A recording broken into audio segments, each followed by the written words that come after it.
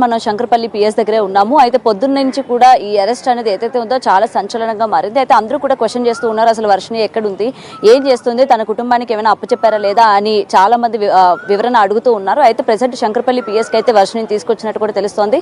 అయితే Varshini present CI గారి ఆధ్వర్యంలోనే ఉంది. అయితే తను ఇక్కడ నుంచి మంగళగిరి పోలీస్ స్టేషన్ దగ్గరికి, అంటే ఆల్రెడీ మంగళగిరిలో కేసులు కూడా నమోదైనాయి కాబట్టి అయితే మంగళగిరికి తీసుకువెళ్ళిన తర్వాత అక్కడ వాళ్ళ పేరెంట్స్కి అప్పచెప్తారా లేకపోతే ఇక్కడే అప్పచెప్తారా అనే దానిపైన కూడా ఇంకా క్లియరెన్స్ రాలేదు. అండ్ రీహాబిటేషన్ సెంటర్ అంటారా, అండ్ ఇప్పటి నుంచి కూడా అమ్మాయి కొంచెం మానసిక పరిస్థితి సరిగా లేకపోవడం కావచ్చు, లేకపోతే నేను శ్రీనివాస్ దగ్గరే వెళ్తాను లేకపోతే శ్రీనివాస్తో ఉంటానని మాట్లాడి మాట తీరు కావచ్చు, ప్రతిది కూడా నిజంగా అమ్మాయికి కొంచెం ట్రీట్మెంట్ అనేది అందజేయాలి. సో పోలీసుల ఆధ్వర్యంలోనే ఉంచి ఆ రీహాబిటేషన్ సెంటర్కి తీసుకెళ్లి కొంచెం క్లియర్ చేసి తీసుకురండి అని చెప్పి కూడా ఇక్కడ వాళ్ళ పేరెంట్స్ కూడా రిక్వెస్ట్ చేస్తున్న పరిస్థితి కనిపిస్తుంది. సో ఏదేమైనా సరే సో నిజంగా తనని అక్కడ మంగళగిరి తీసుకెళ్తారా లేకపోతే ఇక్కడి నుంచే వీళ్ళతో పాటు పంపిస్తారా అన్న విషయాలు కూడా ఇంకా తెలియాల్సి ఉంది. అయితే ప్రెసెంట్ మనతో పాటు విష్ణు కూడా ఉన్నారు.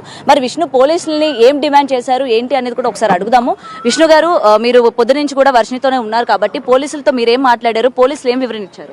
పొద్దున్న 7 గంటలకు వచ్చామండి మేము. 7 గంటలకు ఫస్ట్ మొకిలా పోలీస్ స్టేషన్కి వెళ్ళాం. మొకిలా నుంచి మళ్ళీ ఇంకొక పోలీస్ స్టేషన్కి తీసుకెళ్లారు. మళ్ళీ అక్కడి నుంచి మేము క్యాబ్ బుక్ చేసుకొని మళ్ళీ ఈ పోలీస్ స్టేషన్కి వచ్చాం.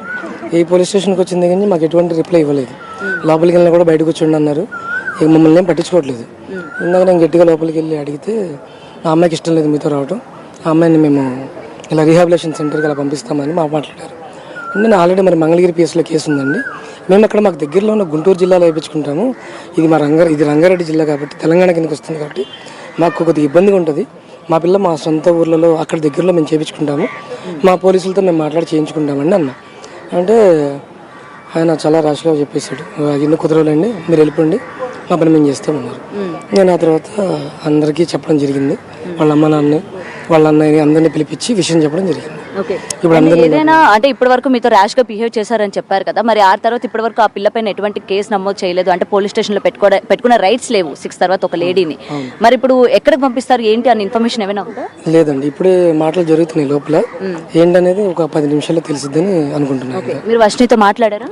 ఒక్కసారి మాట్లాడాను, తను కూడా చాలా ర్యాష్ గా బిహేవ్ చేస్తుంది. అంటే మిమ్మల్ని కొట్టే ప్రయత్నం తిట్టడమే చేస్తుంది, కొద్దిగా బూతులు కూడా వాడుతుంది గట్టిగానే. ఏంటంటే ఆ మందుల ప్రభావం కొద్దిగా ఉంటుంది కదండి, కొద్దిగా వాళ్ళ వల్ల వచ్చిన సమస్యలు ఉంటాయి కదా, ఆ సమస్యలతోనే తను బాగా నలిగిపోయింది. కాళ్ళకి చెప్పులు వేసుకోవడం వల్ల కాళ్ళు పాడైపోయినాయి, ఫేస్ పాడైపోయింది, మొత్తం బాడీ పాడైపోయింది. మొత్తం వర్షిణి ఇంతకు ముందులా లేదండి, మాక్సిమం 6 months అబౌవ్ పడుతుంది. మళ్ళీ అమ్మాయి మనిషిగా మారాలన్నా అంత ముందున్న వర్షంలాగా తయారవ్వాలన్నా 6 నెలలు పడుతుంది. అంటే ఏ విధంగా ఉంది, మీరు దగ్గర నుంచి చూసారు కాబట్టి ఇంతకు ముందు ఉన్నంత ఆ చామదంతా లేదంటున్నారు, అమ్మాయి నీరసంగా ఉందా, అంటే తిండి తినలేని వాళ్ళు ఎలా ఉంటారో అలా ఉందా, లేకపోతే మీకు ఏమైనా తేడా కనిపించిందా అమ్మాయి ఫేస్? నేనైతే బాలకృష్ణ గారు, మన కాశీ బాలకృష్ణ గారు చెప్పిన దాన్ని నేను ఏకీభవిస్తాను. ఫస్ట్ నుంచి మందు పెట్టారని అనుకోండి, ఎందుకంటే ఒక మనిషి ఉన్నట్టుండి తగ్గిపోడు, రోజు అదే అన్నం తింటాడు, రోజు అలాగే ఉంటున్నాం, రోజు అవే ఉన్నాయి, ఉన్నటువంటి మనిషి బరువు తగ్గిపోయింది, ఉన్నటువంటి సన్నగా పీలగా తయారవుతుంది. ఇక ఆ బాడీ ఇన్ఫెక్షన్స్ తేడాగా ఉన్నాయి. సో నేను అది ఫిక్స్ అయిపోయాను, ఇంకా తను ప్రాబ్లంలో ఉంది. సో ఇలాగా ఓకే. సో ఇప్పుడు మీకు 6 గంటల తర్వాత ఏమైనా మీకు కానీ అందజేస్తే మీరు మంగళగిరి తీసుకువెళ్ళి తన రీహాబిటేషన్ సెంటర్కి ఏమైనా జాయిన్ చేస్తారు? ఫస్ట్ అనేది ముందు పిఎస్కి తీసుకెళ్ళాలండి, పిఎస్కి తీసుకెళ్ళి అక్కడ ముందు సార్తో మాట్లాడించి అక్కడ రీహాబిలేషన్ సెంటర్ వాళ్ళు రాస్తే అది రాపించుకోవడం, లేదంటే కనుక మానసిక వైద్యశాలకు రాస్తే అక్కడికి తీసుకెళ్ళడం. అక్కడికి వెళ్ళిన తర్వాత దాన్ని బట్టి చేస్తాను. సో ఇంకా శ్రీనివాసే కావాలంటుందా? ఇప్పటికీ వాళ్ళ అన్నయ్యతో మాట్లాడిందంట, నేను వాడితోనే ఉంటాను. శ్రీనివాస్ వాళ్ళ అన్నయ్యతోనా?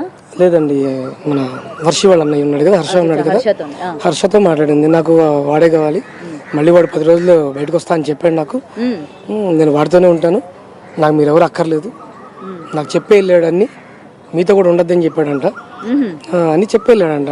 10 రోజుల్లో వస్తాడని శ్రీనివాసే కన్ఫర్మ్ చేసేసుకున్నాడు. 10 రోజుల్లో అన్ని ఆయన కన్ఫర్మ్ చేశాడు కదండి మొదటి నుంచి కూడాను పోలీసులతో. కానీ ఇప్పుడంటే అందరు కళ్ళు తెరిచారు కాబట్టి ఓకే, అంతకు ముందు ఇలా లేదు. ఇప్పుడు డిపార్ట్మెంట్ కూడా గట్టిగా మాట్లాడుతుంది, ఒకప్పుడు ఎవరు ఇలా లేరు, కనీసం కేసు కూడా తీసుకోలేదు ఎక్కడ. మేము అంతకుముందు షామీర్పేట వెళ్ళినప్పుడైతే ఎవరు పట్టించుకోలే. ఇదే కేసు నిజంగా షామీర్పేటలో అదే 45 రోజుల క్రితం సార్ పట్టించుకుని ఉంటే అక్కడే అయిపోయేది. వాళ్ళ అమ్మ నాన్న పిలవండి అని చెప్పి ఆయన పిలిచి కొద్దిగా కౌన్సిలింగ్ ఇస్తే అయిపోయేది. కానీ ఈ కేసు మా ప్రతి కింద రాదని ఆయన బయటికి పంపించేశారు. ఆయన రూల్స్ మాట్లాడారు, కానీ ఇక్కడ ఒక ఆడపిల్ల జీవితం నాశనం అయిపోతూ వచ్చింది. ఈరోజు చూస్తే మీరు చూస్తున్నారు కదా, పెళ్లి పేరెంటాలని, వాళ్ళ శోభనాలని, పిల్లలని, ఏంటి చండాలం అంతా. నిజంగా 2 రాష్ట్రాలు వీళ్ళకి చచ్చిపోతున్నారండి. సో ఇప్పుడు అమ్మాయి నేను రాను పోలీస్ స్టేషన్లోనే ఉంటాను అని అంటే ఏమంటారు? అండి తను ఇంకా మీతో రాను నేను పోలీస్ స్టేషన్లో ఉండడానికైనా ఇష్టపడతాను అని అంటే ఏం చేస్తారు? అవే మాట్లాడుతున్నారండి, లోపల మాట్లాడుతున్నారు. దాన్ని బట్టి ఏదైనా చూస్తాను అంతే. సో ఇదండి ప్రెసెంట్ మనకి విష్ణు మాటలలో కనుక చూసుకున్నట్టయితే ఇటు పోలీసులు కూడా మొత్తం కూడా అసలు ఏం చేస్తారు ఏంటి అన్నది అయితే ఒక గోప్యంగానే పెట్టారన్న విషయం అయితే ఇక్కడ క్లియర్ గా కనిపిస్తుంది. ఎందుకంటే వర్షిని కూడా ఇష్టపడటం లేదు తన తల్లిదండ్రులతో వెళ్ళడానికి కానీ లేకపోతే ఎక్కడైనా ఉండడానికి కానీ ఇష్టపడట్లేదు. ఎందుకంటే తన శ్రీనివాస్ చెప్పాడు తల్లిదండ్రులతో వెళ్ళొద్దని చెప్పాడు, అలాగే ఇక్కడ ఎవరితో కూడా ఉండొద్దని పర్టికులర్ గా చెప్పాడు. కాబట్టి నేను ఉండదలుచుకోవట్లేదు, కావాలంటే నాకు జైల్లోనైనా వేయండి, లేకపోతే నా శ్రీనివాస్ 10 రోజుల్లో వస్తాడు, నేను ఇక్కడే ఉంటాను